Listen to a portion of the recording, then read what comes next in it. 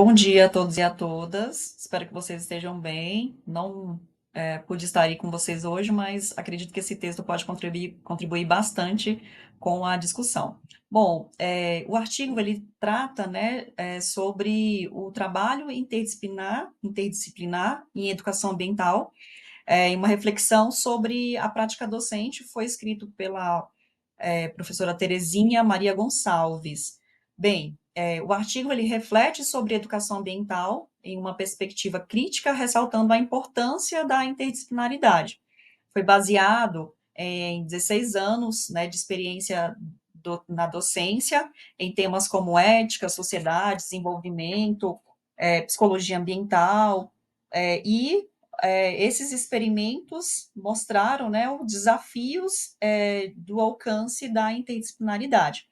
Bem, é, a, esses discentes, eles vinham com uma visão fragmentada do mundo, com interesse em compreender o mundo natural, preservação e degradação ambiental, mas não contemplavam a preocupação com a degradação da sociedade, e que essa heterogeneidade de cursistas, né, de pós-graduação, geografia, biologia, arquitetura, engenharia, sociologia, saúde, enfim, diversas áreas, mostrou-se nessa um trabalho, um esforço árduo para trabalhar de forma interdisciplinar, e que ela acredita, né, que essa visão fragmentada do conhecimento nas especialidades dificulta a compreensão do total dessa complexidade do mundo, que resulta em uma desconstrução contínua de uma visão de ciência, sociedade e ser humano, né? Que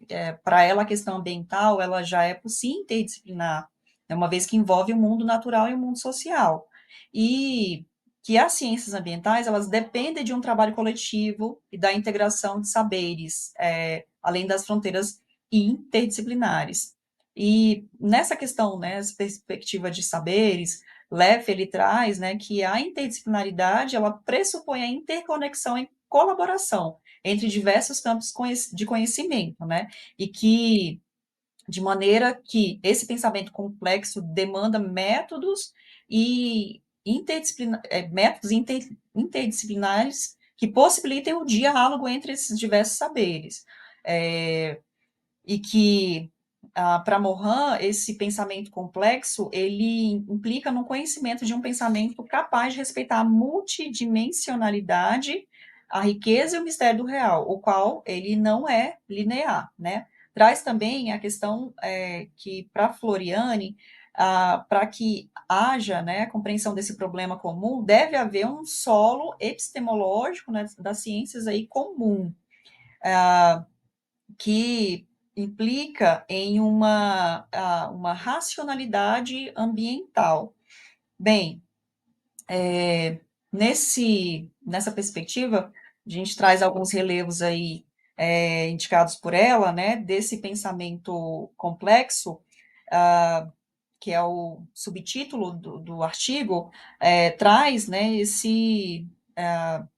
uma crítica ao relatório de Brundtland, né, Nosso Futuro Comum, onde dificulta o ensino das ciências ambientais, uma vez que traz a natureza como produto, como recurso natural, né, para as presentes e futuras gerações, mas não leva em consideração a ética da vida, que inclui todas as formas de vida existente no planeta.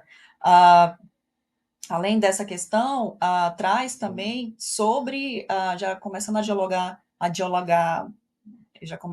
dialogar sobre a questão do capitalismo, né, sobre a questão cultural das sociedades, traz esses valores culturais onde determinam essa estruturação das necessidades da demanda social, e que isso implica, né, os meios de satisfazer essas demandas. Bem, é, a, considerando essa questão cultural, a autora traz Bunnell sobre a linguagem como instrumento de elaboração desses valores, e que esse fenômeno da linguagem, ele é um elemento catalisador da formação da identidade dos sujeitos. Traz ainda também que as escolas são espaços de formação e transformação, e que esses lugares estratégicos para provocar mudança pode enriquecer o aprendizagem, né, deve enriquecer a aprendizagem dos jovens, né, que frequentam tanto as escolas do fundamental até as universidades, né, e provocar essa mudança de comportamento. Ah, traz conceito, não traz exatamente o conceito de autoridade, mas ela cita a alteridade, que é a relação com o outro, e que Foucault traz sobre a relação entre os sujeitos e as práticas discursivas que as identidades são construídas e as exclusões são operacionalizadas, né, que pode gerar autonomia ou aprisioná-lo, ou seja, a alienação desses sujeitos.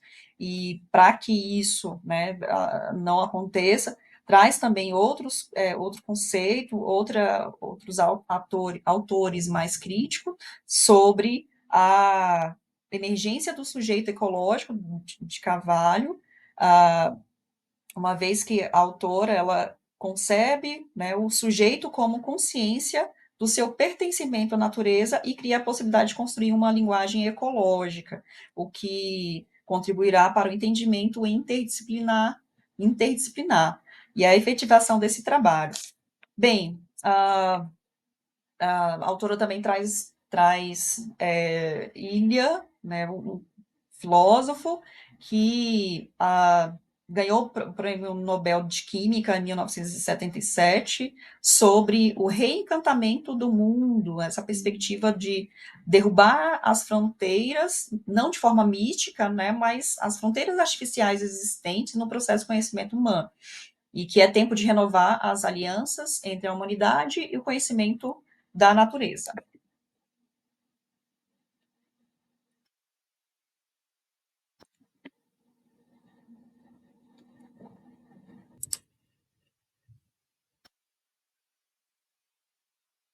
Bem, a autora traz também para a discussão a temática sobre a imaginação e a criação, e que a imaginação é força essencial para a educação,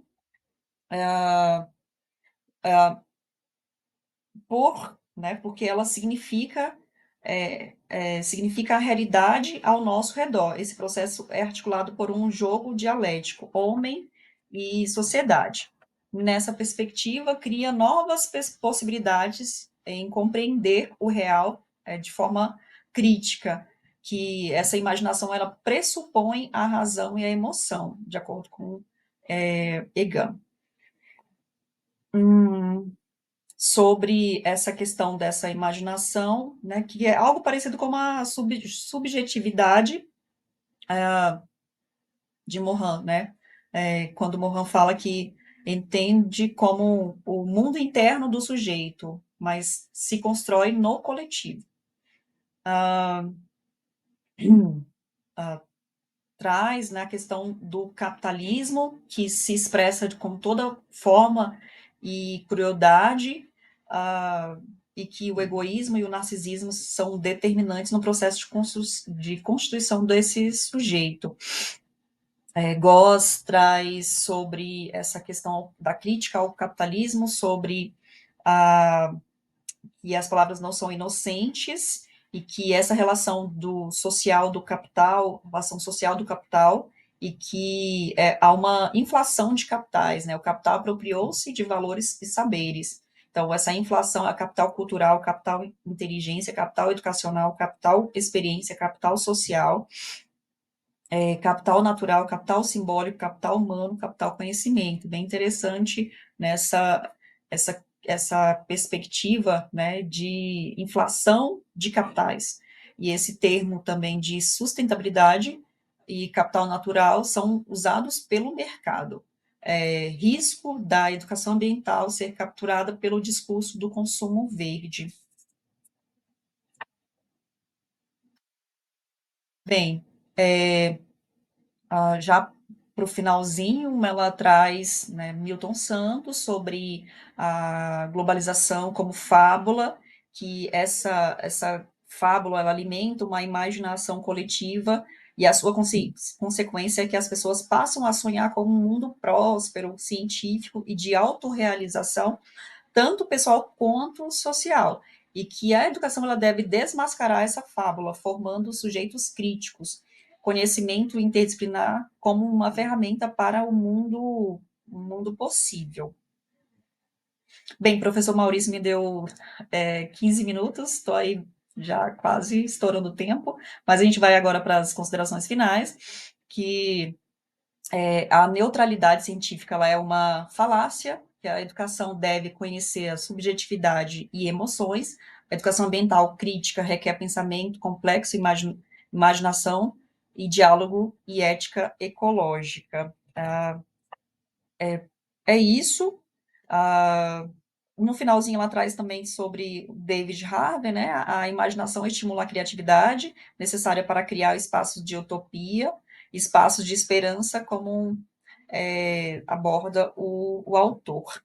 Bem, e estratégias metodológicas de cruzar esses saberes e desvendar a complexidade dos problemas socioambientais do presente, é, é, em busca de uma viabilidade da natureza, devem ser implementadas, né?